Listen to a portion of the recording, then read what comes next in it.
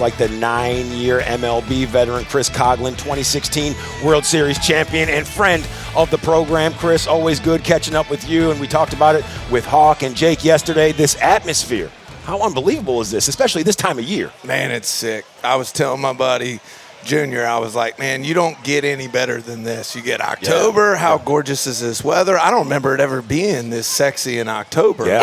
And then you got all these fans out here, and you got this booth. And I'm like, this is as good as it gets. Right. Yeah, I don't know if you remember, but Game 4, 2016 World Series, the beginning of the day, I was driving in from the suburbs. It was 76 degrees, and then the temperature plummeted. But when you look at everything and the similarities, how much different have things changed since 2016?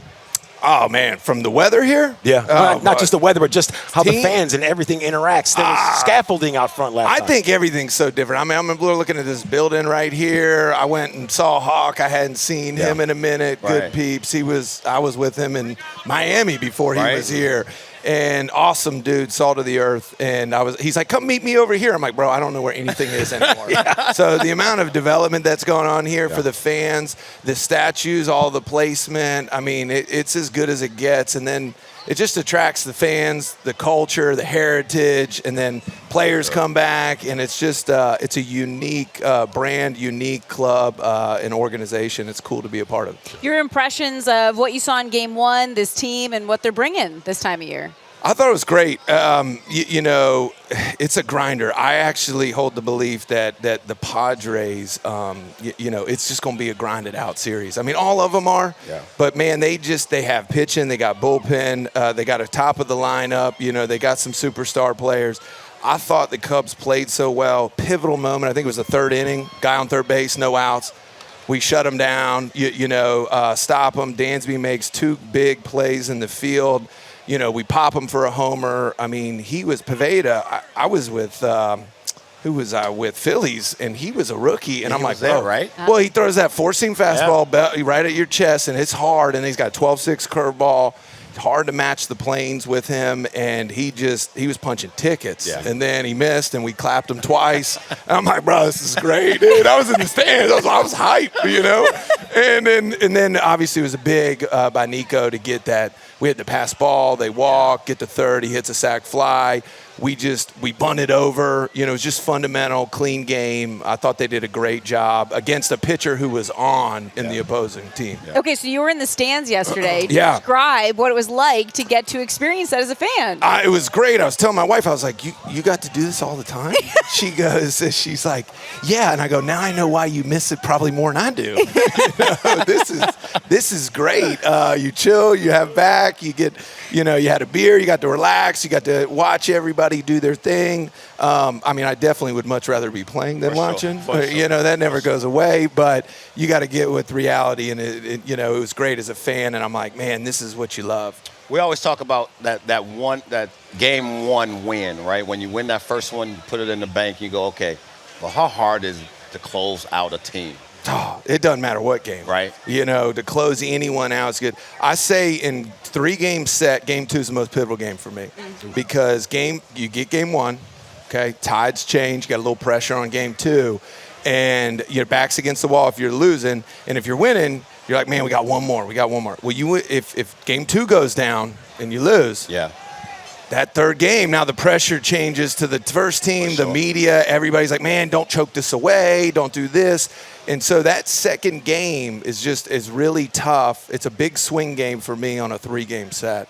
So I hope the Cubbies do it. Doesn't mean you can't lose Game 2 and win Game 3. I just think in a 3-game set, it's tough. That second game's a big one. So today they're going with the opener. Was the opener around before you retired? It got big with Tampa when I was there. You was there. Okay. So what's your take on the opener in the postseason? Bro, this is such a good question. They're going to kick me off the set before I can really answer this question. But it is so important for the strategy of the game for so many people who don't understand all the things that are happening behind the scenes.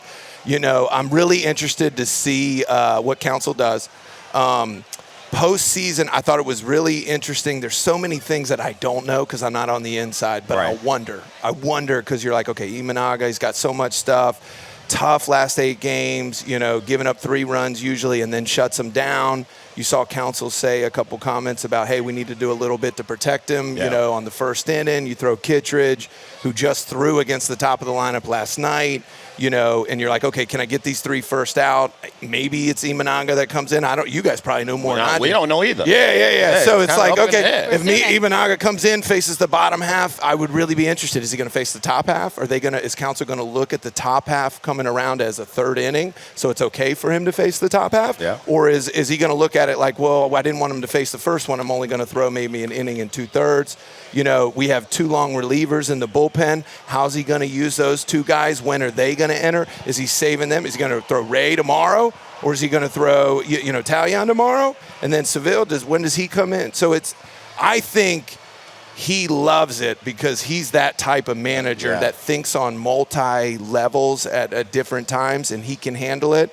Not all managers can handle those many moving pieces. And here's the other thing. It's a young bullpen. You really don't have many veterans down there in the bullpen, and you know this. When you're young, you're more willing to do whatever you need to do to make the team win. When you get a little older, you got a little more experience, Right. you got a little more ego, you got a little bit like, hey, am I the 7th guy? Am I the 8th guy? Am I the 9th guy? And you heard Counsell say, man, I just want out-getters. Yep.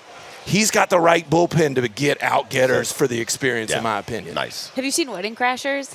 Yes. I feel like you seem like a very cerebral guy, and I feel like, do I do the butt out hug? Do I do the butt Yeah. out hug? That's how you just answered. I don't know what to do with my hands right now. That was perfect. That was perfect. I don't mean to go back and forth. No. I'm so wondering. That's it. It's so No, it's like great. it's That so was great. intriguing That's like, Yeah. how it all plays out. And most people don't understand all those Oh, pieces yeah. that are going Yeah, down. it's a lot, and I love it because that's what postseason baseball is all about. Yeah. Period. We talked about all the different puzzle pieces. How important is it to have a guy like you who can go out there at a moment's notice and do whatever's asked of him? I think it's big. You want your studs. I was never an alpha like from that superstar player. I was the guy that was the out-getter from the defense or the offense. Hey, go get you a knock, go do whatever Whatever works. Go play whatever. You need all of those players because, and I think over time as we get more strategic and more creative in the game, I think you need more of those players and they'll be valued more. The superstars should always be valued. I mean, they're the cream of the crop. Like, nobody can go be them for a reason. You need to let them dudes just we used to always say, just push play, man. Yep. Just push play. Let play. the dogs be the dogs. Let them go win, and you're going to have to go lose. Don't try to manufacture when you got the studs. Let them ball out, and hopefully, that we got plenty of them on this team to be able to play multiple things, and then we got a couple dogs, and so it'll be fun to see these next game today. No doubt about it. Jake Arrieta said he could go out there and give the Cubs at buddy. least an inning, and something tells me Chris Coghlan, he could give multiple innings because he has to be the coolest cat in Wrigleyville right now. He's wearing a corduroy shirt, and there's not a drop of sweat coming down my man's That's good. face. That's all it's about. And that is what you call cool, calm, and relaxed under pressure. 2016 World Series champ Chris Coghlan. Chris, as always, good seeing you, man. Yeah, Thanks man. for You guys stopping are by. awesome. Thank Go you, get sir. 'em. So are you.